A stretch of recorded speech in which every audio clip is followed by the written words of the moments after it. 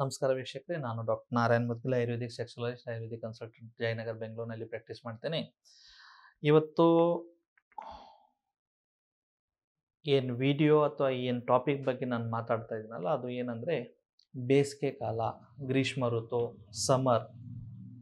ಆಮೇಲೆ ಈ ಸಮ್ಮರ್ನಲ್ಲಿ ಲೈಂಗಿಕವಾಗಿ ಅಥವಾ ನಮ್ಮ ಸೆಕ್ಸುವಲ್ ಹೆಲ್ತ್ನ, ಸೆಕ್ಸುವಲ್ ವೆಲ್ಬಿಂಗ್ನ ಹೇಗೆ ನಾವು ಕಾಪಾಡಬೇಕು, ಈ ವಿಷಯ ಬಗ್ಗೆ ಮಾತಾಡ್ತೀನಿ. ಯಾಕಂದರೆ ಗ್ರೀಷ್ಮ ಋತು ಅಂದರೆ ಇವಾಗ ಸಮರ್, ಮಾರ್ಚ್ದಿಂದ ಜಾಸ್ತಿ ಬಿಸಿಲು ಆಗುತ್ತೆ. ಮಾರ್ಚ್, ಏಪ್ರಿಲ್, ಮೇ, ಜೂನ್ವರೆಗೆ. ಈ ಟೈಮ್ನಲ್ಲಿ ಬಾಡಿನಲ್ಲಿ ಸ್ವಲ್ಪ ಎನರ್ಜಿ ಲೋ ಇರುತ್ತೆ, ಅಗ್ನಿ ಮಾಂದ್ಯ ಇರುತ್ತೆ, ತುಂಬ ಸೆಕೆ ಬೆವರು ಬರೋದು. ಸೊ ಎಲ್ಲ ರೀಸನ್ದಿಂದ ಏನಾಗಿದಿರುತ್ತೆ, ಸ್ವಲ್ಪ ಸೆಕ್ಸುವಲ್ ಪವರ್ ವೀಕ್ ಆಗಿದಿರುತ್ತೆ. ಆವಾಗ ಸೆಕ್ಸ್ ಎಷ್ಟು ಸತಿ ಮಾಡಬೇಕು, ದಿನ ಎಷ್ಟು ಸತಿ ಮಾಡಬೇಕು, ವಾರಕ್ಕೆ ಎಷ್ಟು ಸತಿ ಮಾಡಬೇಕು, ಏನು ತಿನ್ನಬೇಕು, ಏನು ತಿನ್ನಬಾರ್ದು, ಮತ್ತು ಓವರಾಲ್ ಎಲ್ಲ ರೀತಿ ಬಗ್ಗೆ ಮಾತಾಡ್ತೀನಿ. ಫಸ್ಟ್ ಆಫ್ ಆಲ್ ಗ್ರೀಷ್ಮ ಋತು ಅಂದರೆ ಏನು? ಆಯುರ್ವೇದನಲ್ಲಿ ಷಡ ಋತು ಅಂತ ಕಾನ್ಸೆಪ್ಟ್ ಇದೆ. ಅಂದರೆ ಟೋಟಲ್ 12 ಮಾಸ ಇದೆಯಲ್ಲ, ಪ್ರತಿಯೊಂದು 2 ಮಾಸಿಗೆ ಒಂದು ಋತು ಅಂತ ಕೊಟ್ಟಿದ್ದಾರೆ. ಸೊ ಜ್ಯೇಷ್ಠ ಮತ್ತು ಆಷಾಢ ಈ 2 ಮಾಸ ಏನು ಬರುತ್ತೆ ಅಲ್ಲ, ಇದು ಗ್ರೀಷ್ಮ ಋತುನಲ್ಲಿ ಬರುತ್ತೆ. ಇವಾಗ ಉಗಾದಿ ಆಯ್ತು ನೋಡಿ, ಚೈತ್ರ ಮತ್ತು ವೈಶಾಖ ಮಾಸ ಏನಿದೆಯಲ್ಲ, ಇದು ವಸಂತ ಋತುನಲ್ಲಿ ಬರುತ್ತೆ. ಸೊ ವಸಂತ ಋತು ಮತ್ತು ಗ್ರೀಷ್ಮ ಋತು ಏನು ಋತು ಸಂಧಿ ಇರುತ್ತೆ, ಇದರಲ್ಲಿ ತುಂಬ ಸೆಕೆ ಇರುತ್ತೆ, ತುಂಬ ಬಿಸಿಲು ಇರುತ್ತೆ, ನೀರಿಕೆ ಜಾಸ್ತಿ ಆಗುತ್ತೆ, ಬೆವರು ಜಾಸ್ತಿ ಆಗ್ತಾ ಇರುತ್ತೆ, ಜಾಸ್ತಿ ಊಟ ಮಾಡಬೇಕಂತ ಫೀಲಿಂಗ್ ಬರಲ್ಲ, ಏನೋ ಲಿಕ್ವಿಡ್ ತೊಗೋಬೇಕು ಅಥವಾ ಸಾಫ್ಟ್ ಡೈಟ್ ತೊಗೋಬೇಕು, ಸ್ವಲ್ಪ ಲೈಟ್ ಫುಡ್ ತಿಂದ್ರೂ ಹೊಟ್ಟೆ ತುಂಬ್ದಂಗೆ ಫೀಲ್ ಆಗುತ್ತೆ. ಇವೆಲ್ಲ ಇದ್ದಾಗ ನಾನು ವಾರಕ್ಕೆ 2 ಸತಿ ಸೇರಬೇಕು. ಆಯುರ್ವೇದನಲ್ಲಿ ಏನು ಹೇಳಿದ್ದಾರೆ ಅಂದರೆ, ಗ್ರೀಷ್ಮ ಋತುನಲ್ಲಿ ವಾರಕ್ಕೆ 2 ಸತಿ ಸೇರಬೇಕು, ವೀಕ್ಲಿ ಟ್ವೈಸ್. ಸರ್, ನಂದು ಹೊಸ ಮದುವೆ ಆಗಿದೆ, ನಾನು ವೀಕ್ಲಿ ಟ್ವೈಸೇ ಸೇರಬೇಕಾ? ನೀವು ಆಲ್ಟರ್ನೇಟಿವ್ ಡೇ ಸೇರ್ಬೋದು, ಪ್ರೊವೈಡೆಡ್ ನೀವು ಅಷ್ಟೇ ಎನರ್ಜಿ ಚೆನ್ನಾಗಿ ತೊಗೋಬೇಕು, ಅಷ್ಟೇ ಫುಡ್ ಚೆನ್ನಾಗಿ ತಿನ್ನಬೇಕು. ಸೊ ನಾನು ಏನೇನು ತಿನ್ನಲಿ? ಫಸ್ಟ್ ಆಫ್ ಆಲ್ ಖರ್ಜೂರ 4, ಅಂಜೂರ, ರಾತ್ರಿ 1 ಗ್ಲಾಸ್ ನೀರಿನಲ್ಲಿ 2 ಅಂಜೂರ 4 ಬಾದಾಮಿ ನೆನೆ ಹಾಕಿ ಬೆಳಗ್ಗೆ ತಿನ್ನಿ. ಕಲ್ಲಂಗಡಿ ಹಣ್ಣು ತೊಗೊಳ್ಳಿ, ಕೂಲು ಇರುತ್ತೆ, ಸ್ಟ್ರಿಲಿನ್ ಜಾಸ್ತಿ ಇರುತ್ತೆ. ಮಜ್ಜಿಗೆ ಕುಡೀರಿ, ನಾಟಿ ಹಸು ತುಪ್ಪ ತೊಗೊಳ್ಳಿ, ವಾರಕ್ಕೆ 1 ಸತಿನೋ 2 ಸತಿನೋ ಆಯಿಲ್ ಮಸಾಜ್ ಮಾಡ್ಕೊಳ್ಳಿ. ರಾತ್ರಿ ಮಲಗಬೇಕಂದ್ರೆ 2 ಹನಿ ಹೊಕ್ಕಳಿನಲ್ಲಿ ಎಣ್ಣೆ ಹಾಕಿ ಮಲ್ಕೊಳ್ಳಿ. ಸ್ವಲ್ಪ ಇಲ್ಲಿ ತಾಳು ಮೇಲೆನೇ ಸ್ವಲ್ಪ ಎಣ್ಣೆ ಹಚ್ಕೊಳ್ಳಿ. ವಾರಕ್ಕೆ 1 ಸತಿ 2 ಸತಿ ಸ್ವಲ್ಪ ಪಾದಕ್ಕೆ ಎಣ್ಣೆ ಹಾಕ್ಕೊಂಡು ಮಸಾಜ್ ಮಾಡ್ಕೊಳ್ಳಿ. ಸೆಕ್ಸ್ ಮಾಡೋಕ್ಕಿಂತ ಅಟ್ಲೀಸ್ಟ್ 2 ಅವರ್ ಬಿಫೋರ್ ಊಟ ಮಾಡಿ, ಅಥವಾ ಸೆಕ್ಸ್ ಆದಮೇಲೆ ಊಟ ಮಾಡಿ. ಜಸ್ಟ್ ಊಟ ಆದ ತಕ್ಷಣ ನೀವು ಸೇರಬೇಡಿ ಗಂಡ ಹೆಂಡತಿ, ಯಾಕಂದರೆ ಅಷ್ಟು ನಿಮಗೆ ಎನರ್ಜಿ ಫೀಲ್ ಆಗಲ್ಲ. ಓವರ್ ಎಕ್ಸಸೈಸ್ ಮಾಡೋಕ್ಕೆ ಹೋಗಬೇಡಿ. ನಾರ್ಮಲ್ ಬ್ರಿಸ್ಕ್ ವಾಕು ಅಥವಾ just 25 to 30 minutes cardio exercise ಥರ ಮಾಡಿ. ಜಿಮ್ ಹೋಗೋರು ಅವರು ಈ ಟೈಮ್ನಲ್ಲಿನೂ ಜಾಸ್ತಿ ಹೆವಿ ಎಕ್ಸಸೈಸಸ್ ಮಾಡಬಾರ್ದು. ಜೊತೆಗೆ ನೀರು ಜಾಸ್ತಿ ಕೊಡಬೇಕು, ಫ್ಲೂಟ್ಸ್ ಜಾಸ್ತಿ ತಗೋಬೇಕು, ನೀರಿನ ಅಂಶ. ಅದು ಎಳ್ನೀರು ಇರ್ಬೋದು, ಯಾವುದು ಫ್ರೂಟ್ ಜ್ಯೂಸಸ್ ಇರ್ಬೋದು, ನಾರ್ಮಲ್ ವಾಟರ್ ಇರ್ಬೋದು, ರೆಗ್ಯುಲರ್ ಆಗಿ ಜಾಸ್ತಿ ತಗೊಳ್ಳಿ. ಜೊತೆಗೆ ತಂಪಿರುವ ಐಟಮ್ಗಳು, ಮಜ್ಜಿಗೆ ಇರ್ಬೋದು, ಎಳ್ನೀರು ಇರ್ಬೋದು, ದಾಳಿಂಬೆ ಇರ್ಬೋದು, ಕಲ್ಲಂಗಡಿ ಹಣ್ಣು ಇರ್ಬೋದು, ಎಲ್ಲ ಜಾಸ್ತಿ ತಿನ್ನಿ.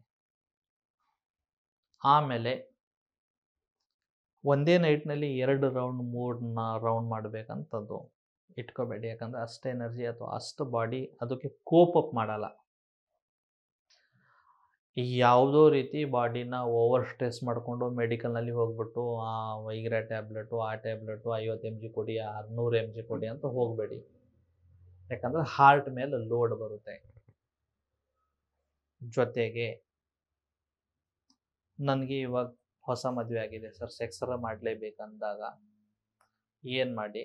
ಇಫ್ ಇನ್ ಕೇಸ್ ನೀವು ನಾನ್ ವೆಜಿಟೇರಿಯನ್ ಇದ್ದರೆ, ವಾರಕ್ಕೆ 1 ಸತಿ ಸ್ವಲ್ಪ ಮಟನ್ ಕಾಲು ಸೂಪ್ ತೊಗೊಳ್ಳಿ. ಡೈಲಿ 1-2 ಬಾಯ್ಲ್ಡ್ ಎಗ್ ತೊಗೊಳ್ಳಿ. 1 ಗ್ಲಾಸ್ ರಾತ್ರಿ ಮಲಗುವಾಗ ಹಾಲಿನಲ್ಲಿ 1 ಚಮಚ ಅಶ್ವಗಂಧ ಪೌಡ್ರ್ ಹಾಕ್ಬಿಟ್ಟು ಕುಡೀರಿ. ಜೊತೆಗೆ ರೆಗ್ಯುಲರ್ಲಿ ನುಗ್ಗೆಕಾಯಿ ಸೊಪ್ಪು, ಫುಡ್ನಲ್ಲಿ ಆ್ಯಡ್ ಮಾಡಿ. ವಾರಕ್ಕೆ ಒಂದು ಸತಿ ಸ್ವಲ್ಪ ಉದ್ದಿನ ಬೇಳೆದು ಏನಾದರೂ ಸಾರು ಮಾಡಿ ದೋಸೆ ರೂಪಾಂತರದಲ್ಲಿ ತಿನ್ನಿ. ಉದ್ದಿನ ಬೇಳೆ ರಿಲೇಟೆಡ್ ಏನಾದರೂ ತಿನ್ನಿ. ತುಪ್ಪ ಎಷ್ಟು ತಿಂತೀರಾ ಅಷ್ಟು ಒಳ್ಳೆಯದು. ಆಯುರ್ವೇದದಲ್ಲಿ ಘೃತಂ ಪಿತ್ತ ಅನಿಲಹರಂ ಹೇಳಿದ್ದಾರೆ. ಅಂದರೆ ಪಿತ್ತ ಮತ್ತು ವಾತನ ಕಂಟ್ರೋಲ್ ಮಾಡುತ್ತೆ ಅದು. ಇದನ್ನು ಸ್ವಲ್ಪ ನೀವು ಜಾಸ್ತಿ ತಗೊಳ್ಳಿ. ಜೊತೆಗೆ ಬಟ್ಟೆನೂ ನೀವೇನು ಮಾಡಬೇಕು, ತುಂಬ ಜಾಸ್ತಿ ಥಿಕ್ ಇದ್ದಿದ್ದಿಲ್ಲ, ನಾರ್ಮಲ್ ಕಾಟನ್ ಬಟ್ಟೆ, ಒಂದು ನಿಕ್ಕರು ಅಥವಾ ಒಂದು ಬನಿಯನ್ ಹಾಕ್ಕೊಳ್ಳಿ. ಎಷ್ಟಾಯ್ತು ಅಷ್ಟು ಬಾಡಿ ರಿಲ್ಯಾಕ್ಸ್ ಆಗಿ ಕೂಲಾಗಿರಲಿ. ಮತ್ತು ಬೇಸಿಗೆ ಕಾಲದಲ್ಲಿ ಮತ್ತೊಂದು ಏನಂದರೆ ಸ್ವಲ್ಪ ಬಾಡಿ ಓಡರ್ ಬರುತ್ತೆ, ಸ್ಮೆಲ್ ಬರುತ್ತೆ, ಯಾಕಂದರೆ ಬೆವ್ರದಿಂದ. ಸೊ ಈ ಪಾಸಿಬಲ್ ಬೆಳಗ್ಗೆ ಒಂದು ಸತಿ ಮತ್ತು ಆಫೀಸ್ದಿಂದ ಬಂದಾದಮೇಲೆ ಒಂದು ಸತಿ 2 ಸತಿ ಸ್ನಾನ ಮಾಡಿ. ಯಾಕಂದರೆ ನೀವು ಯಾವಾಗ ಸೆಕ್ಸ್ನಲ್ಲಿ ಪಾರ್ಟಿಸಿಪೇಟ್ ಮಾಡ್ತೀರಾ, ಬಾಡಿ ಹತ್ರ ಹೋದ್ಮೇಲೆ ಸ್ಮೆಲ್ ಬಂದರೆ ಏನಾಗುತ್ತೆ, ಎದುರಿನ ಪಾರ್ಟ್ನರ್ಗೆ ಅದು ಥರ ಮುಜುಗರ ಥರ ಫೀಲ್ ಆಗುತ್ತೆ. ಯಾಕಂದರೆ ಎಷ್ಟು ಒಳ್ಳೆಯ ಸ್ಮೆಲ್, ಎಷ್ಟು ಒಳ್ಳೆಯ ಫ್ರ್ಯಾಗ್ರೆನ್ಸ್ ಬರುತ್ತೆ ನೋಡಿ, ಅಷ್ಟು ಒಳ್ಳೆಯ ಕಾಮಿಚ್ಛೆ ಉತ್ಪತ್ತಿ ಆಗುತ್ತೆ. ಸಾಧ್ಯವಾದರೆ ಸ್ನಾನ ಆದಮೇಲೆ ಸ್ವಲ್ಪ ಯಾವುದೋ ಪರ್ಫ್ಯೂಮು, ಡ್ಯೂ ಸ್ವಲ್ಪ ಸ್ಪ್ರೇ ಮಾಡಿ, ಮೈಂಡ್ ಫ್ರೆಶ್ ಆಗುತ್ತೆ. ಸೇರೋಕ್ಕಿಂತ ಮುಂಚೆ ಸ್ವಲ್ಪ ದ್ರಾಕ್ಷಿ ತಿನ್ನಿ. ಹಳೆ ಕಾಮಸೂತ್ರ ಮೂವಿನಲ್ಲಿ ಅಥವಾ ಹಳೆ ಮೂವಿನಲ್ಲಿ ಹಾಡುಗಳಲ್ಲಿ ನೋಡಿರ್ಬೋದು, ಹೀರೋ ಏನು ಮಾಡ್ತಾನೆ, ಬೆಡ್ ಮೇಲೆ ಮಲ್ಕೊಂಡು ದ್ರಾಕ್ಷಿ ತಿಂತಾನೆ. ಅದು ಸುಮ್ಮನೆ ತಿರಲ್ಲ, ಸೆಕ್ಸ್ ಪವರ್ ಚೆನ್ನಾಗಾಗುತ್ತೆ ದ್ರಾಕ್ಷಿದಿಂದ. ವೆರಿ ಸೇಮ್ ಟೈಮ್ ಕೂಲ್ ಆಗಿರುತ್ತೆ, ತಂಪಾಗಿರುತ್ತೆ. ಆಮೇಲೆ ಏನು 15 ದಿವಸ ಆದಮೇಲೆ ಮ್ಯಾಂಗೋ ಸೀಸನ್ ಇರುತ್ತೆ. ಮ್ಯಾಂಗೋ ಜ್ಯೂಸ್ ತಿನ್ನಿ, ಕುಡೀರಿ, ಮ್ಯಾಂಗೋ ತಿನ್ನಿ, ಮಾವಿನ ಹಣ್ಣು ಚೆನ್ನಾಗಿರುತ್ತೆ. ಐಸ್ ಕ್ರೀಮ್ ಕೂಡ ಅವಾಗ ತಿನ್ನಿ, ನಾನು ಬೇಡ ಅಂತ ಹೇಳಲ್ಲ. ಇಬ್ಬರು ಶೇರ್ ತಿನ್ನಿ, ಇಬ್ಬರು ಶೇರ್ ಮಾಡಿ ತಿನ್ನಿ. ಜೊತೆಗೆ ಬೀಡ, ಪಾನ್ ಆವಾಗ ಒಳಗಡೆ ಒಂದೇ ಪಾನಲ್ಲಿ ಇಬ್ಬರು ಹಾಫ್ ಮಾಡ್ತೀನಿ. ಜಸ್ಟ್ ಕ್ಯಾಶುವಲ್ ಒಂದು ಅಂಡರ್ಸ್ಟ್ಯಾಂಡಿಂಗ್ ಡೆವಲಪ್ ಆಗಲಿ, ಒಬ್ಬರೊಬ್ಬರು ಸ್ವಲ್ಪ ಲವ್ ರೊಮ್ಯಾನ್ಸ್ ಜಾಸ್ತಿ ಆಗಲಿ ಅಂತ. ಸೊ ಸಮ್ಮರ್ನಲ್ಲಿ ಇಷ್ಟೆಲ್ಲ ಫಾಲೋ ಮಾಡಿ. ಸಮ್ಮರ್ನಲ್ಲಿ ಮತ್ತೊಂದು ಏನಂದರೆ, ಎಷ್ಟೈತೆ ಅಷ್ಟು ಸ್ವಲ್ಪ ನಾನ್ ವೆಜ್ ಕಡಿಮೆ ಮಾಡಿ. ಯಾಕಂದರೆ ಅತಿ ಉಷ್ಣ ಗುಣ ಆಗಿದೆ, ನಾನ್ ವೆಜ್ ಕಡಿಮೆ ಮಾಡಿ. ವೆಜ್ ಫುಡ್ಡು, ಅದರಲ್ಲಿ ಫ್ರೂಟ್ಸ್ ಸಲಾಡ್ಗಳು ಜಾಸ್ತಿ ತಗೊಳ್ಳಿ. ದೇವಸ್ಥಾನದಲ್ಲಿ ಪಂಚಾಮೃತ ಮಾಡ್ತಾರೆ ನೋಡಿ, ಆ ಥರ ಪಂಚಾಮೃತ ಮಾಡಿ ಅಥವಾ ಪಾಯಸಂ ಮಾಡಿ ಅದು ತಿನ್ನಿ, ಚೆನ್ನಾಗಿರುತ್ತೆ.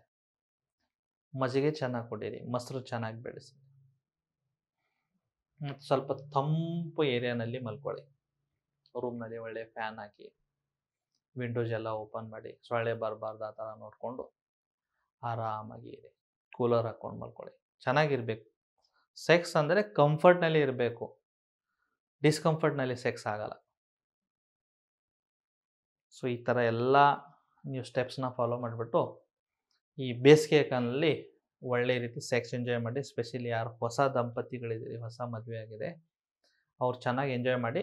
ಬಟ್ ಬಾಡಿನ ಓವರ್ ಸ್ಟ್ರೈನ್ ಮಾಡ್ಕೋಬೇಡಿ ಅಷ್ಟೇ. ತಮಗೆ ಅನಿಸ್ತಾ ಇದೆ ಇವತ್ತು ಸೆಕ್ಸ್ ಆಗಿದೆ, ಈಗ ಮತ್ತು ಸೆಕ್ಸ್ ರಾತ್ರಿ ಆಗಲ್ಲ ಅಂದರೆ ಬೆಟರ್ ಅವಾಯ್ಡ್ ಇಟ್.